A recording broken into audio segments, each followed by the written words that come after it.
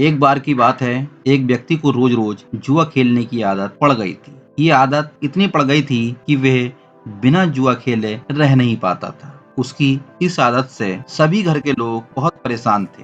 लोग उसे समझाने की बहुत कोशिश करते कि ये गंदी आदत है, इसको छोड़ दो। लेकिन वो व्यक्ति था कि वो किसी की बात को मानने तैयार ही नहीं। वो हर किसी को एक ही जवाब देता था कि मैंने ये आदत नहीं पकड़ी, बल्कि इस आदत ने मुझे पकड़ रखा है। और सचमुच वो इस आदत को छोड़ना चाहता था, पर हजार कोशिशों के बावजूद भी वह ऐसा नहीं कर पा रहा था। परिवार वालों ने सोचा कि शायद इसकी शादी कर दी जाए, तो शादी करवा देने से ये आदत छोड़ देगा। यही सोचकर उसके परिवार वालों ने उसकी शादी करा दी।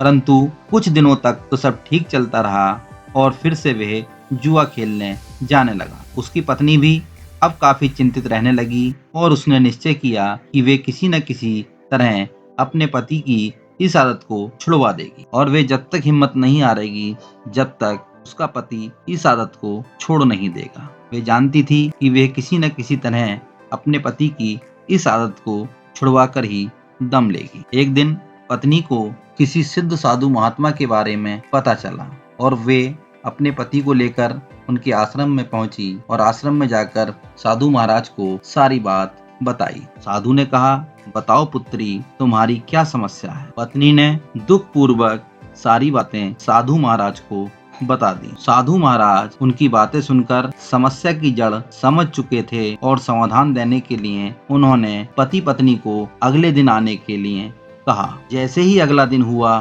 दोनों लोग आश्रम में पहुंचे तो उन्होंने देखा कि साधु महाराज एक पेड़ को पकड़ के खड़े हुए हैं। उन्होंने साधु से पूछा कि महाराज, आप ये क्या कर रहे हैं और आपने पेड़ को इस तरह क्यों पकड़ा हुआ है। साधु ने कहा, आप लोग जाइए और कल लाइएगा। पति पत्नी वापस अपने घर लौट आए। फिर तीसरे दिन वो साधु के आश्रम में पहुंचे। आश्रम में जाकर देखते क्या है कि साधु महाराज फिर से उसी पेड़ को पकड़ के खड़े हुए हैं। उन्होंने जिज्ञासावश पूछा कि महाराज, आप ये क्या कर रहे हैं। साधु बोले, पेड़ मुझे छोड़ नहीं रहा है, आप लोग कल लाना। पति पत्नी को साधु का ये व्यवहार कुछ अजीब लगा, परंतु उन्होंने साधु महाराज से बिना कुछ कहे वापस लौट आए। अगले दिन जब वे फिर आए तो देखा कि साधु महाराज अभी भी उसी पेड़ को पकड़े हुए खड़े थे। पति परेशान होते हुए बोला कि महाराज, आप ये क्या कर रहे हैं, आप इस पेड़ को छोड़ क्यों नहीं देते। तभी साधु ने कहा कि हे बालक, मैं क्या करूं, ये पेड़ मुझे छोड़ता ही नहीं। पति ने हंसते हुए कहा, महाराज, पेड़ आपने पकड़ रखा है, ना कि पेड़ ने आप। महाराज, आप पेड़ को पकड़े हुए हैं, पेड़ आपको नहीं। आप जब चाहें उसे छोड़ सकते हैं। साधु महाराज गंभीर होते हुए बोले, इतने दिनों से मैं तुम्हें क्या समझाने की कोशिश कर रहा हूँ, यही ना कि तुम जुआ खेलने की आदत को पकड़े हुए हो। ये आदत तुम्हें पकड़े हुए नहीं है, बल्कि तुम खुद इस आदत को पकड़े हुए हो।